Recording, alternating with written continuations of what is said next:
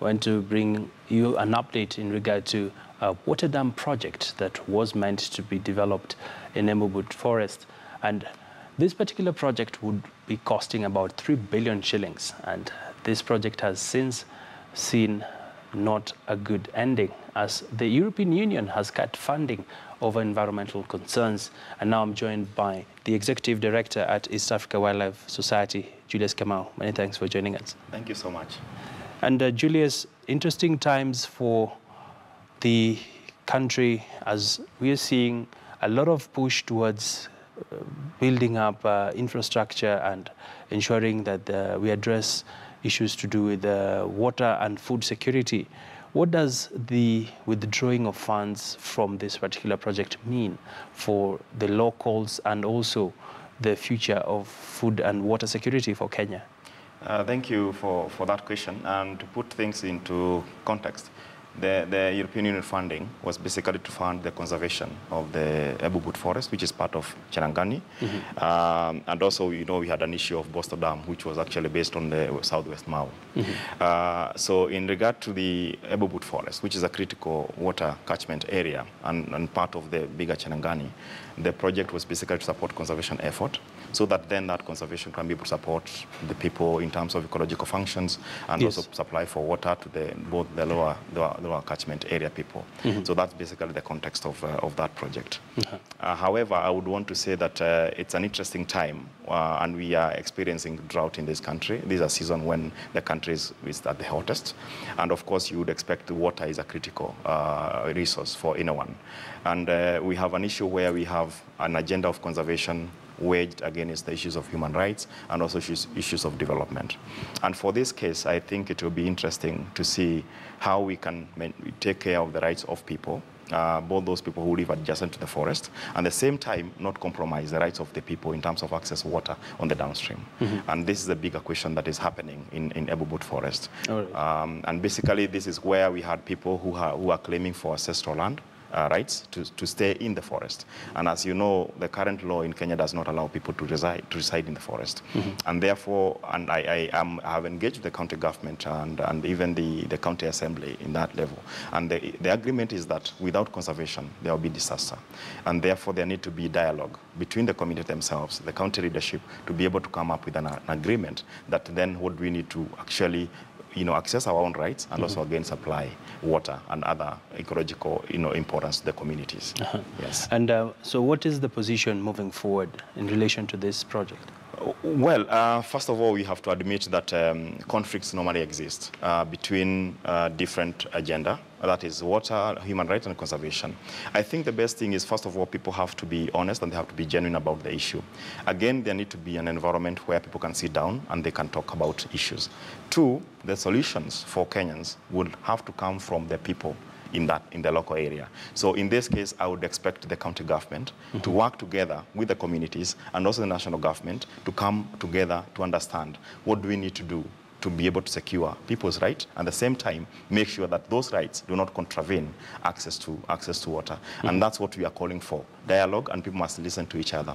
But however, I want to mention that you cannot look at human rights issues alone and not neglect the issues of environment. Of course, I was about to ask you that. Exactly. Yes, so you need to balance both the consideration of human rights and also the environment. In this case, it's interesting, where you have a certain group of people. There's a Sengwel community, part of them.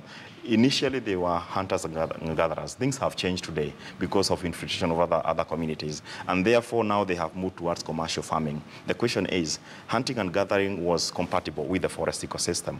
Can we say commercial farming is compatible with conservation? The answer would be no. And therefore, what we need to do to make that these people, even if they were to be moved out of the forest, they feel that they are fairly treated. I think that is important for them to feel they are fairly treated, and for them to be told that sometimes you have to wedge back and trade off your rights for the rights of other people.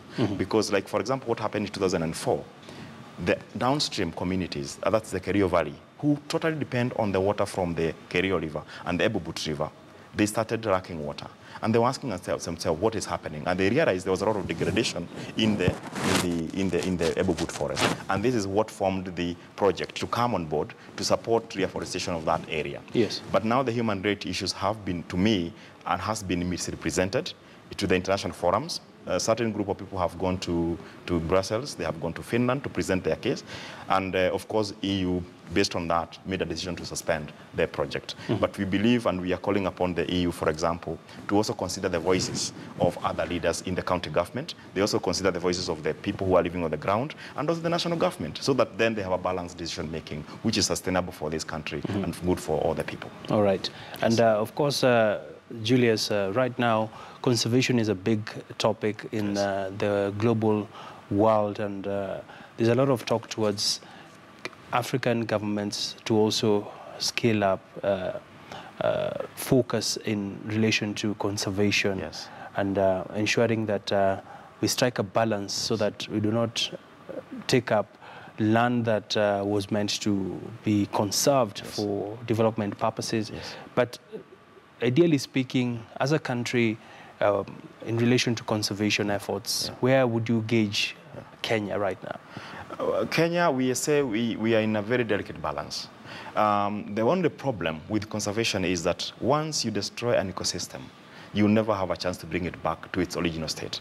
So the issue here would be development, sustainability of any development depends on how well we conserve our ecosystem. I'll give an example. There is one dam along the Tana River today, and yesterday it was the media, it will be closed down because there's no water. That is a huge investment. But why don't we have the water in that dam? It's because we have encroached their catchment. So why would then you invest billions of money to do a dam and not invest similar amount of money to support the conservation effort? You get my point? So the success of our dam and irrigation and other is anchored on how well we conserve our environment. And sometimes environmentalists have been seen as, as they are not, balancing all the issues. But I tell you this, we have a case of Boston Dam, which was being proposed to put in southwest Mau. It's supposed to cost about 19.5 billion Kenya shillings to be able to provide water in Bomet. And that is a valid quest. Development is not bad. We must develop and provide water for our people. But again, we must look at it this way. Where is this dam going to get water from? It will get water from the Mau catchment. How then can you have the dam inside the forest? Then you compromise the whole principle. And our point is, and we have been working together with the Kenya Forest Service, and I'm happy that Kenya Forest Service has put a stop to this project. And now I am very sure they're analyzing an outside the forest option. All right. Which then would mean, even if you have to do some compensation, it is possibly 5% of the total budget. That is not too much to ask for from the developer, proponent, to finance the location of people in a very inhumane way. And therefore, you save the forest to do its job, and again, you also supply people with water, because those two mandates, we must be able to run them concurrently. All right. Yes. And finally, Kamau, so right now, with this developing issue at hand, and of course the European Union suspending financing. Where does this leave efforts that the society has been championing for? It really come and surprise us a lot, because when we talk about conservation, in actual sense, we are the true crusaders of human rights. I think that has to be very clear.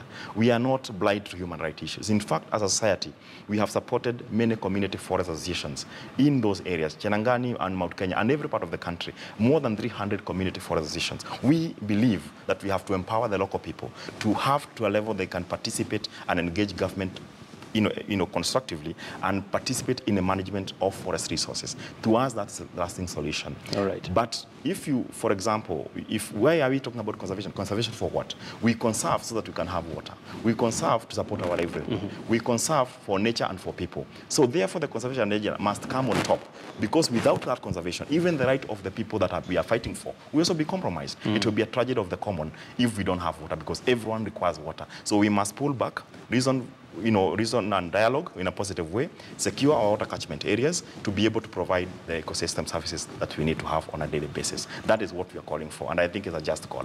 All right. Many thanks, Julius Kamau. Yes. And we do hope that we'll be able to stir up those in office. Before you go on air, out of air, I want just to take this time to also send our condolences to the wife and the family of the late Dr. Esmond Martin.